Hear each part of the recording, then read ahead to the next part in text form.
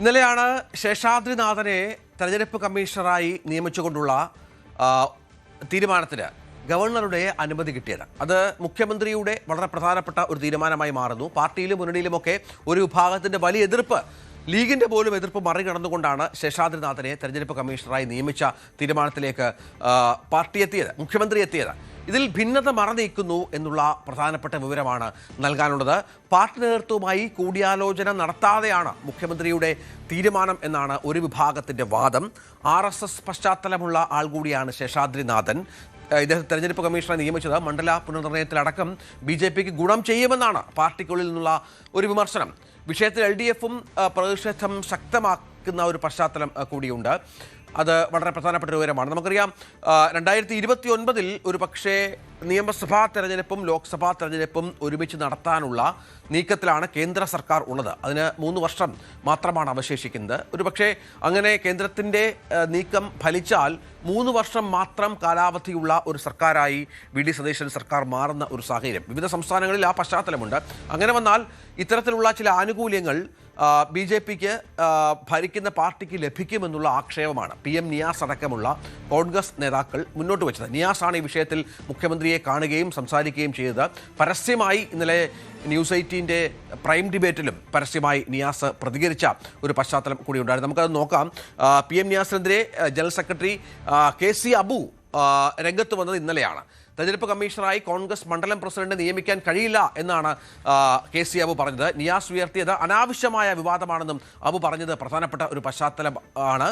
തിരുവനന്തപുരത്ത് പോകുന്നത് മുഖ്യമന്ത്രി കാണുന്നത് വാർത്തയാക്കുന്നത് ശരിയല്ല എന്നാണ് അബുവിൻ്റെ ഒരു വിമർശനം. അങ്ങനെ കോൺഗ്രസ് പാർട്ടിയിൽ തന്നെ 2 തട്ടുണ്ട് ഈ വിഷയത്തിൽ. MS അനീഷ് കുമാർ ഈ വിവരങ്ങളുമായി ചേരുന്നു. അനീഷ്, നിയാസ് തിരുവനന്തപുരത്ത് വരുന്നു, മുഖ്യമന്ത്രിയെ കാണുന്നു, ഈ വിഷയം അവതരിപ്പിക്കുന്നു. നമുക്കറിയാം കോൺഗ്രസിലെ ഗ്രൂപ്പ് സമവാക്യങ്ങളിൽ നിയാസ് ഏത് പക്ഷത്താണെന്ന്. ഇപ്പോൾ KC അബു മുഖ്യമന്ത്രിക്ക് പിന്തുണയുമായി വരുന്നു. അങ്ങനെ തുടക്കത്തിൽ തന്നെ നിരവധി വിവാദങ്ങൾ, ഇപ്പോൾ നേരത്തെ പറഞ്ഞതുപോലെ വീര്യം കുറഞ്ഞ മദ്യത്തിൻ്റെ ടാക്സുമായി ബന്ധപ്പെട്ട് പാർട്ടിക്കുള്ളിൽ 2 അഭിപ്രായമുണ്ട്. പക്ഷേ അത് മുഖ്യമന്ത്രി ഇന്നലെ സഭയിൽ മറികടന്നു. ഇപ്പോൾ ഈ വിഷയത്തിലും മുഖ്യമന്ത്രിയെ പ്രതിക്കൂട്ടിലാക്കുകയാണ് നേതാക്കൾ. എന്താണ് ഇതുമായി ബന്ധപ്പെട്ട അബുവിന്റെ പിന്തുണ? തീർച്ചയായും കുറച്ചു നാളുകളായി തന്നെ കോൺഗ്രസിൽ ചില പ്രശ്നങ്ങൾ കോഴിക്കോട് നിലനിൽക്കുന്നുണ്ടായിരുന്നു. കാരണം കഴിഞ്ഞ കോർപ്പറേഷൻ തെരഞ്ഞെടുപ്പിൽ പാർട്ടി മുന്നോട്ട് വെച്ച മേയർ സ്ഥാനാർത്ഥിയായ PM നിയാസ് കോൺഗ്രസിന്റെ കോട്ടയായ പാറപ്പടി ഡിവിഷനിൽ 3ാം സ്ഥാനത്തേക്ക് പോവുകയും അവിടെ BJP വിജയിക്കുന്ന ഒരു സാഹചര്യം ഉണ്ടാവുകയും ചെയ്തു. 3-4 സീറ്റുകളെ തന്നെ അട്ടിമറിക്കുന്ന രീതിയിലേക്കായിരുന്നു അവിടുത്തെ പരാജയം മാറിയത്. അദ്ദേഹത്തിനോട് ആദ്യം മത്സരിക്കാൻ നിർദ്ദേശിച്ച ചാലപ്പുറം ഡിവിഷനിൽ മത്സരിക്കാൻ നിയാസ് വിസമ്മതിക്കുകയും ചെയ്തു. അവിടെ റിബൽ സ്ഥാനാർത്ഥി വരികയും ആ സീറ്റും നഷ്ടപ്പെടുന്ന സാഹചര്യമുണ്ടായി. എന്തായാലും അന്ന് മുതൽ തന്നെ കോൺഗ്രസിൽ ചില പ്രശ്നങ്ങൾ ഉണ്ടായിരുന്നു. പ്രത്യേകിച്ചും KC അബുവിന്റെ മകൾ ശോഭിത മത്സരിച്ച് വിജയിച്ച വാർഡായിരുന്നു പാറോപ്പടി. അവിടെ നിയാസിന്റെ തോൽവിക്ക് പിന്നിൽ ശോഭിത അടക്കമുള്ള ആളുകളാണെന്നുള്ള ആരോപണം വരികയും കോഴിക്കോട് കോർപ്പറേഷനിലെ പ്രതിപക്ഷ നേതൃസ്ഥാനം പോലും കോൺഗ്രസ് ഏറ്റെടുക്കാതെ ലീഗിന് കൈമാറുകയും ചെയ്തിരുന്നു. അന്നു മുതൽ തന്നെ ചില അസ്വാരസ്യങ്ങൾ ഉണ്ടായിരുന്നു. എന്നാൽ പിന്നീട് പ്രവീൺ കുമാർ ആണ് DCC പ്രസിഡന്റ്. അദ്ദേഹം കാര്യങ്ങൾ കൈകാര്യം ചെയ്ത് ഒരു പരിധിവരെ പോവുകയും കോൺഗ്രസിന് വലിയ വിജയം നേടുകയും ചെയ്തു. എന്നാൽ ഇപ്പോൾ വീണ്ടും ഈ DCC പ്രസിഡന്റ് സ്ഥാനത്തൊന്നും പ്രവീൺ മാറി പുതിയൊരാളെ നിയോഗിക്കേണ്ട അവസ്ഥയിലേക്ക് വരുന്നുണ്ട്. അതിലേറ്റവും പ്രധാനമായി പറഞ്ഞു കേട്ട പേരുകളിൽ ഒന്ന് PM നിയാസിന്റേതാണ്. താനും അത്തരമൊരു സാഹചര്യത്തിലാണ് PM നിയാസ് പാർട്ടി നേതൃത്വത്തിനെതിരെ അല്ലെങ്കിൽ മുഖ്യമന്ത്രിക്കെതിരെ തന്നെ പരസ്യമായി ഈ ശേഷാദ്രിനാഥന്റെ നിയമനവുമായി ബന്ധപ്പെട്ട് രംഗത്തെത്തുന്ന സാഹചര്യം ഉണ്ടായത്. എന്തായാലും ഇതിന്റെ ഒരു അടിസ്ഥാനത്തിൽ തന്നെയാണ് കോൺഗ്രസിന്റെ ജില്ലാ ഘടകത്തിലും ഇപ്പോൾ ചേരിതിരിവുണ്ടായിരിക്കുന്നത്. 2 വിഭാഗമായി ജില്ലാ കമ്മിറ്റിയിൽ ആളുകൾ നിലനിൽക്കുന്നു എന്നാണ് നമുക്ക് മനസ്സിലാക്കേണ്ടത്. ഒന്ന്, മുഖ്യമന്ത്രി അടക്കമുള്ളവർ ചെയ്ത തീരുമാനം തെറ്റാണെന്നും ഇത്തരം സംഘപരിവാർ ബന്ധമുള്ളവരെ ഇത്തരം സ്ഥാനങ്ങളിലേക്ക് കൊണ്ടുവരരുതുമെന്നാണ് PM നിയാസ് പറയുന്നത്. അദ്ദേഹം പരസ്യമായി ഇത് ഉന്നയിക്കുക മാത്രമല്ല അതിൽ മാധ്യമങ്ങളെ കാണുകയും ഫേസ്ബുക്ക് പോസ്റ്റ് ഇടുകയും ഒക്കെ ചെയ്തു. ഇക്കാര്യം മുഖ്യമന്ത്രിയെയും ആഭ്യന്തരമന്ത്രിയും ഒക്കെ അറിയിക്കാൻ തിരുവനന്തപുരത്തേക്ക് പോവുകയും അക്കാര്യവും മാധ്യമങ്ങളെ അറിയിക്കുകയും ചെയ്യുന്ന ഒരു സാഹചര്യമുണ്ടായി. ഇത് ഒഴിവാക്കണമെന്നാണ് ജില്ലാ കോൺഗ്രസ് കമ്മിറ്റിയിലെ ഈ KC അബുവും അറാഫത്ത് അടക്കമുള്ള ആളുകൾ, അദ്ദേഹം ജനറൽ സെക്രട്ടറിയാണ്, അവർ പരസ്യമായി തന്നെ പോസ്റ്റിലൂടെ ഇക്കാര്യം അറിയിക്കുകയും ചെയ്തു. പാർട്ടിയോടൊരു ആശയവിനിമയം നടത്തുമ്പോൾ അത് പാർട്ടി തലത്തിൽ തന്നെ നിൽക്കണമായിരുന്നു.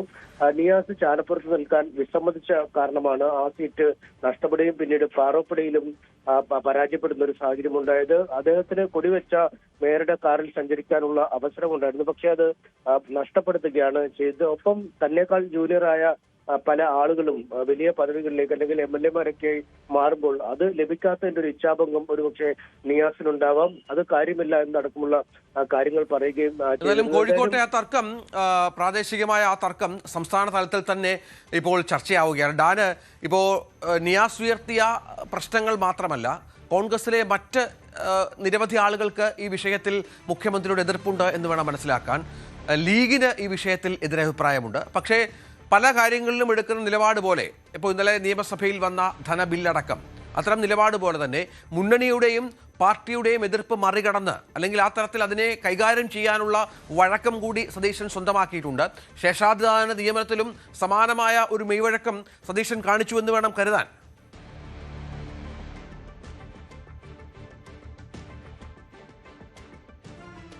പ്രധാനപ്പെട്ട കാര്യം, പാർട്ടിയും മുഖ്യമന്ത്രിയും രണ്ട് തട്ടിലാണോ ഈ വിഷയത്തിൽ എന്ന സംശയമുള്ളവർക്ക് അത് അങ്ങനെ തന്നെയാണെന്ന് ബലപ്പെടുത്തുന്ന തരത്തിലേക്കാണ് PM നിയാസ് ഉൾപ്പെടെയുള്ളവർ നടത്തിയ പ്രതികരണങ്ങൾ വഴിവെച്ചത്.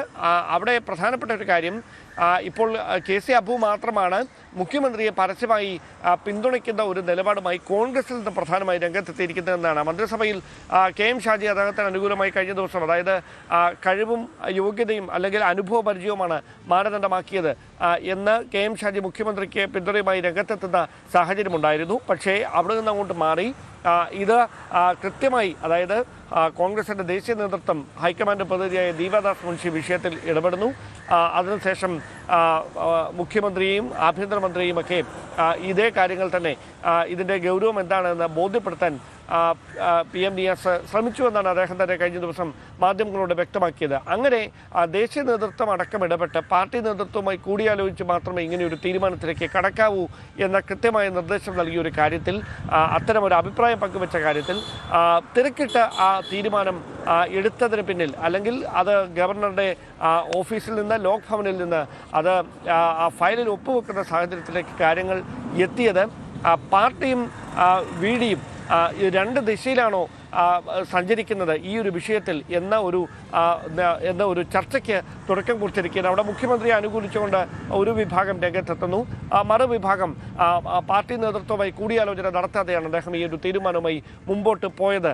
ഇത് ഈ ഒരു കാര്യത്തിൽ മാത്രമല്ല, മറ്റ് പല കാര്യങ്ങളിലും, അതായത് മദ്യനയം ഉൾപ്പെടെയുള്ള കാര്യങ്ങൾ, പ്രത്യേകിച്ച് ബജറ്റിൽ നികുതി ശുപാർശ വെക്കുമ്പോൾ, വീര്യം കുറഞ്ഞ മദ്യത്തിന് നികുതി ഇളവ് നൽകാനുള്ള ശുപാർശ വെക്കുമ്പോൾ അതൊരു പൊളിറ്റിക്കലായിട്ടുള്ള പോളിസി മേക്കിങ്ങിൻ്റെ ഭാഗമായിട്ടുള്ള വിഷയമാണ്. അതിൽ അദ്ദേഹം UDF-ലും KPCC നേതൃത്വമായി ഒന്നും ചർച്ച നടത്തിയില്ല എന്ന ആക്ഷേപമാണ് മറുവിഭാഗം ഉന്നയിക്കുന്നത്. എന്തായാലും ഇതുമായി ബന്ധപ്പെട്ട് PM നിയാസ് നടത്തിയ പ്രതികരണത്തെക്കുറിച്ചും രണ്ട് തട്ടിലാണ് അഭിപ്രായങ്ങൾ. കാരണം പരസ്യമായി മാധ്യമങ്ങൾക്ക് മുമ്പിലായിരുന്നില്ല ഈ പ്രതികരണം നടത്തേണ്ടിയിരുന്നത്. അങ്ങനെ ഒരു പ്രതികരണം PM നിയാസ് ഇന്നലെ പ്രൈം ഡിബേറ്റിൽ, ന്യൂസ് 8-ന്റെ പ്രൈം ഡിബേറ്റിൽ ഈ വിഷയത്തിൽ അതിനിശിതമായ വിമർശനം സർക്കാരിനെതിരെ ഉന്നയിച്ച പശ്ചാത്തലമുണ്ടായിരുന്നു. വർഷങ്ങൾ പിറകോട്ടടിക്കുകയാണ് കേരളത്തെ എന്ന തരത്തിലൊക്കെയുള്ള പരാമർശമാണ് നടത്തിയത്. അദ്ദേഹത്തിന്റെ വാക്കുകളൊന്ന് കേൾക്കാം. സത്യത്തിൽ ഞാൻ ആഗ്രഹിക്കുന്നത് ഈ തെരഞ്ഞെടുപ്പ് കമ്മീഷൻ്റെ ചുമതല ഇപ്പോൾ ശേഷാദ്രിനാഥനെ ഏൽപ്പിച്ചതാണ് പ്രശ്നം. എന്നെയാണ് ഇത് ഏൽപ്പിക്കേണ്ടത് എന്നൊരു അഭിപ്രായമാണ് എനിക്കുള്ളത്. രാജൻ വക്കീലിന് പറ്റുമെന്ന് ഞാൻ നേരത്തെ ചോദിച്ചു. അല്ലെങ്കിൽ കോഴിക്കോട് കാതിരി വക്കീലുണ്ട്, അല്ലെങ്കിൽ ഈ പ്രസ്താവന ഇറക്കി വിവാദമായി നടത്തുന്ന ആളെ പറ്റുമോ എന്നൊക്കെ ഞാൻ അന്വേഷിച്ചു. അപ്പോൾ രാജൻ വക്കീൽ പറഞ്ഞു ഇതൊരു ഒരു റിട്ടയർ ചെയ്ത ജഡ്ജിയായിരിക്കണം എന്ന് പറഞ്ഞു. അപ്പം ഞാൻ റിട്ടയർ ജഡ്ജി എന്ന് പറയുമ്പോൾ കോഴിക്കോട് ജില്ലയിൽ റിട്ടയർ ചെയ്ത ജഡ്ജിമാരാരും തന്നെ കോൺഗ്രസിൻ്റെ മണ്ഡലം പ്രസിഡന്റ് കസേരയിൽ ഇരിക്കുന്നില്ല. റിട്ടയർ ചെയ്ത ജഡ്ജിയായിരിക്കണം, കോൺഗ്രസിൻ്റെ അതുപോലുള്ള പോസ്റ്റിലിരിക്കുന്ന ആളാണ്. ഇതൊക്കെ വളരെ വിവരവും ഉണ്ടാവണ്ടേ. അപ്പോൾ ഇതെല്ലാം കൂടി വളരെ ബുദ്ധിമുട്ടുള്ളൊരു കാര്യമാണ്. ഈ പദവി ഏറ്റവും പ്രധാനപ്പെട്ടതാണ്. ഈ വരാനിരിക്കുന്ന 2029 പഞ്ചായത്ത് മാത്രമല്ല, നമുക്ക്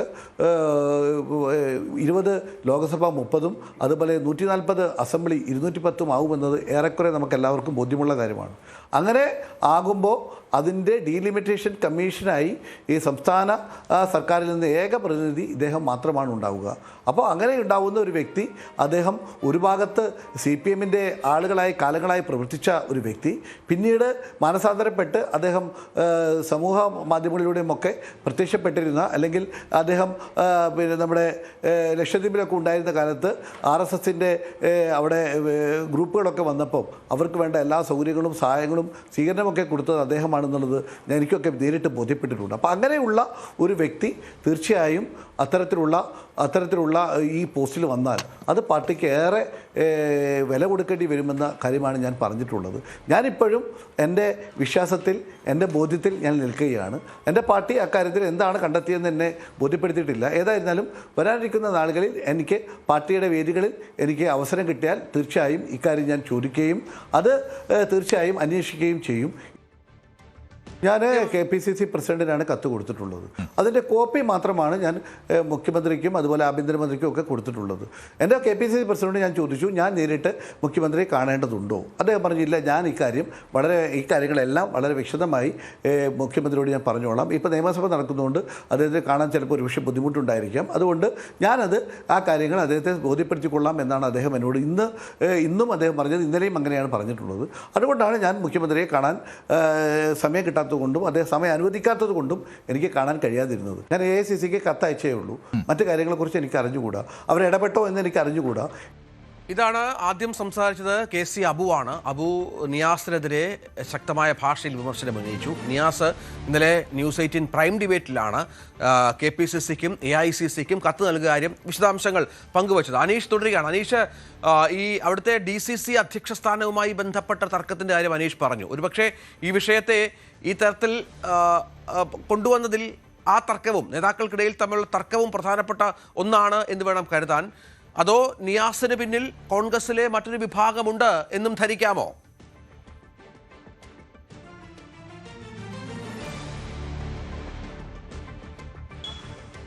ഭാഗങ്ങൾ, അതായത് കോൺഗ്രസിലെ തന്നെ ചില നേതാക്കൾ ഉണ്ട് എന്ന് തന്നെയാണ് നമുക്ക് മനസ്സിലാക്കാൻ സാധിക്കുന്നത്. അതിൽ ഒരു പരസ്യമായി പുറത്തു പറഞ്ഞ ആൾ എന്ന് മാത്രം നിയാസിനെ കരുതിയാൽ മതി. പ്രത്യേകിച്ചും KPCCയുടെ ജനറൽ സെക്രട്ടറിയാണ്, ഉത്തരവാദിത്തപ്പെട്ട ഒരു സംഘടനാ സ്ഥാനത്തിരിക്കുന്ന ആളാണ്. കോൺഗ്രസിന്റെ ഏതാണ്ട് മലബാർ മേഖലയിൽ ഒരു പ്രധാനപ്പെട്ട നേതാവ് കൂടിയാണ് P നിയാസ്. അതായത് വെറും ഒരു ഒറ്റപ്പെട്ട ഒരു പ്രതിഷേധം അല്ലെങ്കിൽ ഒറ്റപ്പെട്ട ഒരു വ്യക്തി നടത്തുന്ന പ്രതികരണങ്ങൾ എന്ന് നമുക്കിതിനെ കരുതാൻ കഴിയില്ല. ഒപ്പം മറ്റ് ചില നേതാക്കൾ കൂടിയുണ്ട് എന്നാണ് നമുക്ക് മനസ്സിലാക്കാൻ കഴിയുന്നത്. പ്രത്യേകിച്ചും സർക്കാർ എടുക്കുന്ന പല തീരുമാനങ്ങളിലും മദ്യ നയവുമായി ബന്ധപ്പെട്ടാലും ശേഷാദ്രിനാഥന്റെ നിയമനവുമായി ബന്ധപ്പെട്ടാണെങ്കിലും അല്ലെങ്കിൽ ഏറ്റവും ഒടുവിൽ എത്തിയിരിക്കുന്ന വിഴിഞ്ഞത്തിന്റെ പുതിയ ഓഹരി വിൽപ്പനയുമായി ബന്ധപ്പെട്ടൊക്കെ ഒരു പരസ്യമായ എതിർപ്പ് കോൺഗ്രസിനുള്ളിൽ നിലനിൽക്കുന്നുണ്ട്. പ്രത്യേകിച്ചും മദ്യ നയവുമായി ബന്ധപ്പെട്ട് മുതിർന്ന നേതാവ് VM സുധീരൻ അടക്കമുള്ള ആളുകൾ പരസ്യമായി തന്നെ ആദ്യം രംഗത്തെത്തുന്ന ഒരു സാഹചര്യം കണ്ടു. പിന്നീട് അദ്ദേഹം ഒരു നിശബ്ദതയിലേക്ക് പോയെങ്കിൽ പോലും മറ്റു ചില ആളുകൾ അപ്രതീക്ഷിതമായ ഫോണുകളിൽ നിന്നും ഇതുപോലുള്ള എതിർപ്പ്, ഉത്തരവാദിത്തപ്പെട്ട സ്ഥാനങ്ങളിൽ ഇരിക്കുന്നവർ തന്നെ ഇത്തരം ഒരു എതിർപ്പ് ഉന്നയിക്കാൻ സാധ്യതയുണ്ട് എന്നാണ് നമുക്കിപ്പോൾ മനസ്സിലാക്കാൻ കഴിയുന്നത്. പ്രത്യേകിച്ചും ഒരു ജനറൽ സെക്രട്ടറി ഇത്തരം ഒരു കാര്യം ഉന്നയിക്കുമ്പോൾ പാർട്ടിയുടെ ഔദ്യോഗിക സംവിധാനങ്ങളുടെ ഒരു അനുമതി ഇല്ലാതെ ഇക്കാര്യം ചെയ്യാൻ കഴിയില്ല. പ്രത്യേകിച്ചും P നിയാസ് നമ്മൾ ഇന്നലെ പറഞ്ഞതുപോലെ തന്നെ ഇത് KPCC പ്രസിഡന്റിനോടാണ് ആദ്യം അറിയിച്ചത്. AICC അടക്കം ഇക്കാര്യത്തിൽ തന്റെ ആശങ്കകൾ അറിയിച്ചിട്ടുണ്ട് എന്ന് പറയുമ്പോൾ അത് കൃത്യമായ ഒരു ആസൂത്രണം തന്നെ ഇക്കാര്യത്തിലുണ്ട്. തീർച്ചയായും. ഏതായാലും കോൺഗ്രസിലെ ഒരു പുതിയ തർക്കം ഈ അധികാരം ഏറ്റെടുത്ത് ഒരു മാസം കഴിയുമ്പോഴേക്കും VD സതീശൻ സർക്കാരിനെ പാർട്ടിക്കുള്ളിൽ നിന്ന് തന്നെ ഉണ്ടാകുന്ന നിരവധി തർക്കങ്ങളിൽ ഒന്നാണ്. പല കാര്യങ്ങൾ നമ്മൾ ഇതിനകം കണ്ടു. പല കാര്യങ്ങളും പരിഹരിച്ച് മുന്നോട്ട് പോകാൻ മുഖ്യമന്ത്രിക്ക് സാധിക്കുന്നുണ്ട് എങ്കിൽ പോലും ഓരോ ദിവസവും ഓരോ തരത്തിലുള്ള തർക്കങ്ങൾ ഉടലെടുക്കുന്നു എന്നുള്ളത് പ്രത്യേകിച്ചും കോൺഗ്രസ് സംബന്ധിച്ച് അതൊരു പുതിയ കാര്യവുമല്ല. എല്ലാ സർക്കാരുകൾ അധികാരത്തിൽ വരുമ്പോഴും പാർട്ടിക്കുള്ളിലെ പ്രതിപക്ഷത്തെയാണ് അതാത് മുഖ്യമന്ത്രിമാർക്ക് നേരിടേണ്ടി വരിക എന്നുള്ളത് ഈ പാർട്ടിയുടെ ഒരു ചരിത്രം കൂടിയാണ്. അത് ആവർത്തിക്കുന്നു എന്ന് കരുതിയാൽ മതി.